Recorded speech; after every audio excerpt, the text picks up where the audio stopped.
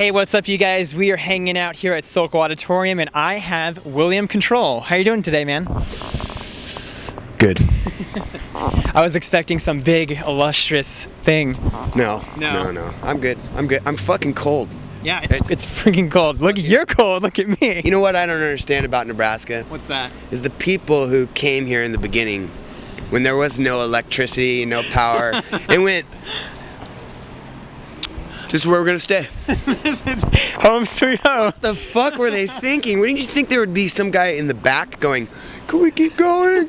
I'm cold. If you were a porn star, all right, what would your porn star name be? Like mine would be Evan Giantwood. Roy the Destroyer. Are you looking at my hand here? It's like Freezing. So, no, okay, it's not that bad yet. What does William Control mean to you musically, to your fans? What are you all about, man? I'm gonna get some heat from that. It's the weather. Yeah. I'm not I thought nervous, maybe. I promise. No, I was saying, you gotta relax. You gotta calm down. That's right.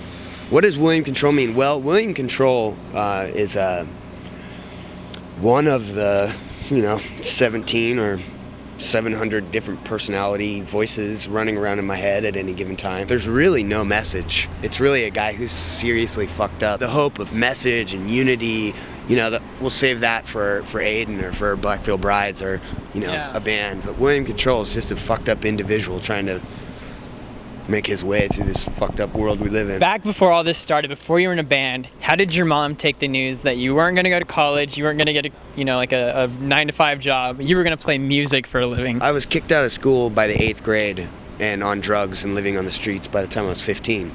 So there really wasn't ever, like, oh, you got to go to college. It was more, just stay out of jail. In regards to doing music, really kind of the conversation has always been don't quit your day job, because you can't really make any money in music, which is sort of a half-truth. I haven't worked a regular job in 10 years almost. So I've been able to make a living, but fuck, maybe I should have gone to college. Maybe. So maybe not. Maybe not. No regrets though, right? No regrets, no. Are you glad? Are you is this what you wanted? Where you are right now? Freezing cold in Nebraska. You want to be standing with me in the freezing cold in Lincoln, Nebraska? I'd rather be fucking rich as fuck living in California, in San Francisco, in the whatever, with, fucking maids cleaning up my bed.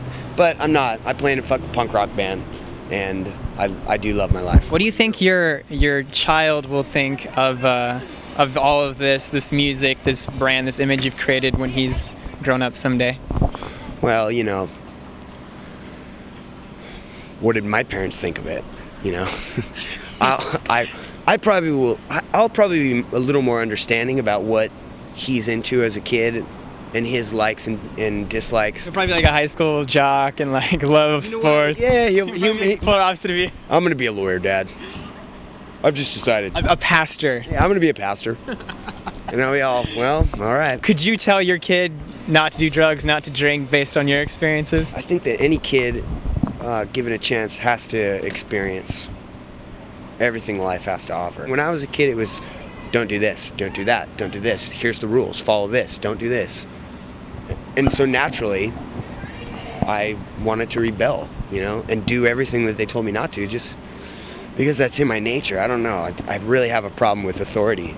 People that say, don't smoke. Or, don't like that. Don't smoke. Fuck you. This is bad for you. Yeah. You know that, right? Fuck your life. I don't care. Have you had to deal with haters? I guess you sort of are in a controversial area of music a little bit. I've always been the weirdo kid, in school. I was always the weird kid who didn't like to run in PE and listen to the Misfits, and I've always kind of had to deal with that. And then being in a band and having some sort of level of success, lots of haters, they want to come out and bitch about how much you suck, even though they live in their parents' basement and they jerk off to fucking bestiality porn. And any stories behind you getting into trouble doing some crazy things? In typical fashion, I came out on stage with a cigarette, and instead of, the bouncer or whatever on the side of the stage saying, hey, don't smoke. He came out on stage and tried to bear hug me from behind while I'm singing the first verse. And Oh my God. I'm not a little kid, okay? I'm almost 30. Like, I don't get in trouble anymore. You can't fucking put me in the corner. And second of all, you don't come up and just bear hug another guy from behind. A performer who's performing on stage, doing a So show. you're like mid-song? It's the first fucking verse of the song.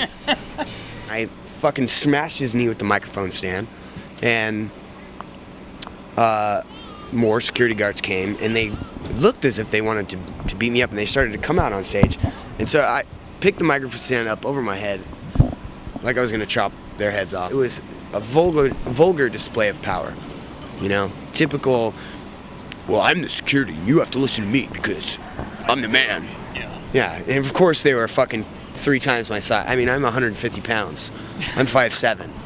I'm not a very big guy. And then they called the cops on me for assaulting the security guard, and I had to run. He assaulted me. Yeah. He assaulted me. I'm 300 pounds. He assaulted me. Fucking pussies. They're just a bunch of fucking pussies. I think he likes to smoke. What do you think? What? Do you like to smoke? I love to smoke. Scariest fan experience, I don't know. I mean, I've had letters written in blood, you know, shit like that. That's kind of weird. It's pretty typical. Yes, for someone in this genre of music, maybe. I would be a little freaked out if I got a letter written in blood. Freaked out. Yeah. Not a big deal for you? It's not a big deal. You look like a Bible-thumping, church-going person. I do, don't I? I can totally see that. Praise the Lord! You know, I was shaking before from the cold. Now I'm gonna be like, okay. If I were to want to look more like you, what would I have to do? Gotta get some tattoos. Sure. What should be my first tattoo and where? Maybe you should get one on your neck. Okay. Right across the front. Right here. It What's says, he gonna- fuck you. That's a bold statement. I like that. All right. Are you gonna pay for this though? I'll pay for that. All right. Are you gonna go with me to do this? Let's do it. All right. And you have to come back in a couple of weeks when I'm prepared. Okay, we're gonna do it tonight. All right, pack up the camera. Let's go. I'm down. Fuck you. All right. Are you gonna skip the show? How old are you? I'm 20. All right. Yeah. Yeah, that's 16. something you do when you're 20. Yeah, I can do I that. can see that. I think it would fit in great with the rest of my attire. Yeah, it would. Fuck you. Fuck you.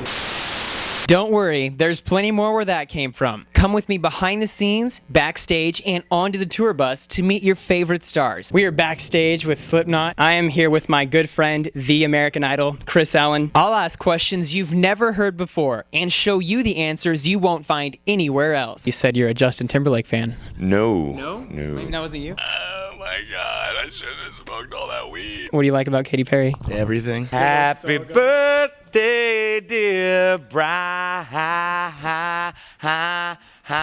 Huge meaning or self-defining sort of thing. I think we just lost one of our interviews. Rate, comment, and subscribe for new videos every week. Reporting for YouTube, I'm Brian O'Dell. BryanStars! BryanStars! I'm the reason you go on tour. You're the reason I'm here, baby.